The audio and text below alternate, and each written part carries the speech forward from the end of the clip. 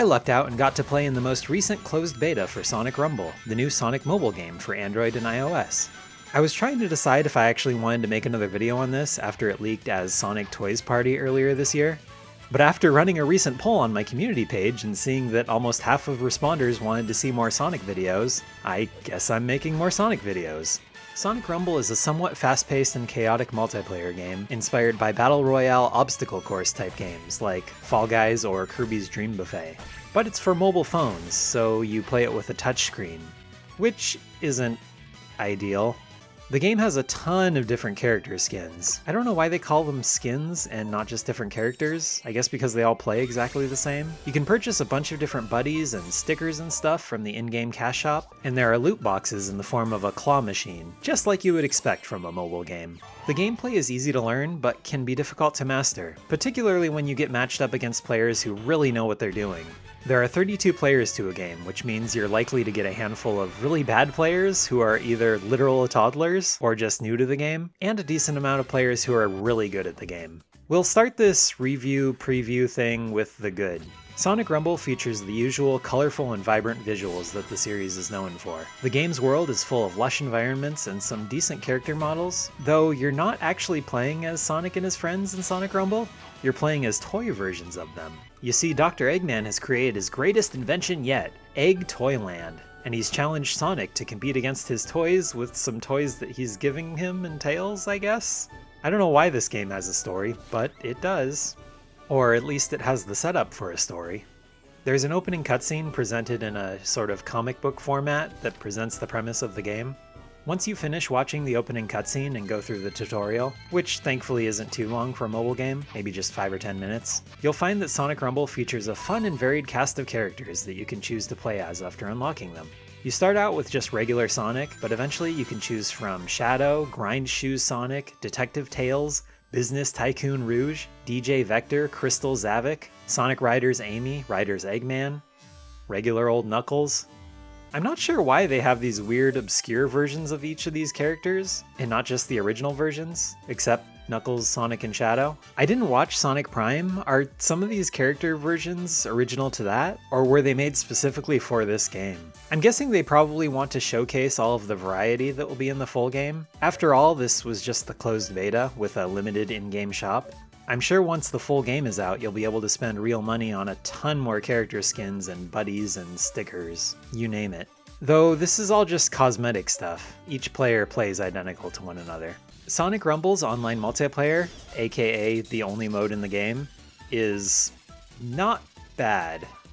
If you've played Fall Guys or Kirby's Dream Buffet like I mentioned earlier, you know what you're getting into here. If you haven't played those, basically it's a game where they place you on a smallish map that takes about a minute to race across with 32 players all running around bumping into each other. And the object of the game is to collect as many rings as possible and come in first place at the end of the stage. That's the first round of 3 for each game. After each round, half of the players are eliminated, and only the ones with better times or a higher ring count are allowed to proceed. For the next round, it can be one of 3, survival, hunt, or team. In survival mode, they place everyone on a much smaller map, more of an arena type stage with a Death Egg robot, and you have to survive longer than the other players to proceed. In hunt mode, you have to gather the most points within the time limit, and in team mode, the surviving 16 players are divided into 2 teams of 8, and they compete in either point scoring battles or cooperative team races. The final 8 players then proceed to participate in a ring battle in round 3, where they run around the arena and try to gather as many rings as possible. The player with the most rings at the end is declared the winner. The matchmaking in Sonic Rumble is good. There aren't very many loading screens to speak of, and when you want to find a match, you can usually join one and start up in a matter of seconds. I think they do this by just loading in a bunch of CPU-controlled opponents if they can't match you up with actual players right away. But there's so little social interaction in this game, it doesn't really matter too much whether your opponents are controlled by a bot or by a real person. There's a surprising amount of stage variety in this game too. They are all still based off of already existing stages in the Sonic universe. You've of course got stages like Green Hill from Sonic 1, Chemical Plant from Sonic 2, Sky Sanctuary from Sonic 3, and Seaside Hill from Sonic Heroes. But they also have a handful of stages from Sonic Lost World, like Frozen Factory, Silent Forest, and Lava Mountain. I was surprised at how much Sonic Lost World love in particular we're getting in this game. I want to know when we're getting a Sonic spin-off with stages from Sonic and the Black Knight, or Sonic Battle. Now for the downsides. Sonic Rumble's biggest flaw is easily its controls. Generally, I just can't stand touchscreen gaming.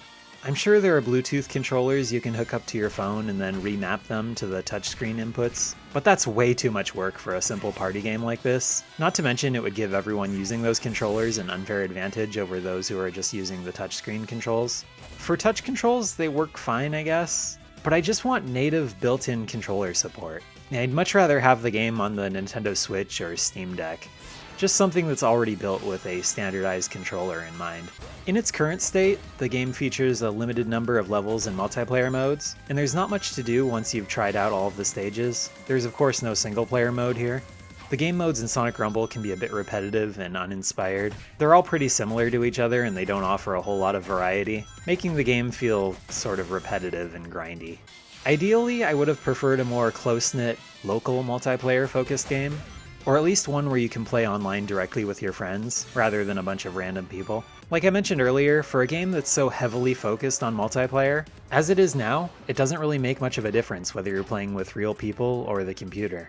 Overall, Sonic Rumble is a decently fun and chaotic multiplayer game that is likely to please younger fans of the Sonic the Hedgehog series, especially those that are already a fan of mobile games. However, the touchscreen controls and repetitive game modes may make it a bit too shallow for some players. In the end, Sonic Rumble is a free mobile game. At least I hope it's free. You don't think they'd charge people actual money for a game like this, do you? So if you're interested, give it a try when it launches later this year. And when you do, let me know what you think. Unfortunately, you are going to have to wait a while, till winter of this year. But in the meantime, how do you think the game looks? Are you excited for it? Are you disappointed? Let me know in the comments. If you're new here and like the video, consider subscribing as I'll definitely be talking more about Sonic games in the future. I also talk about Pokemon, indie games, and other things sometimes. Thanks for watching.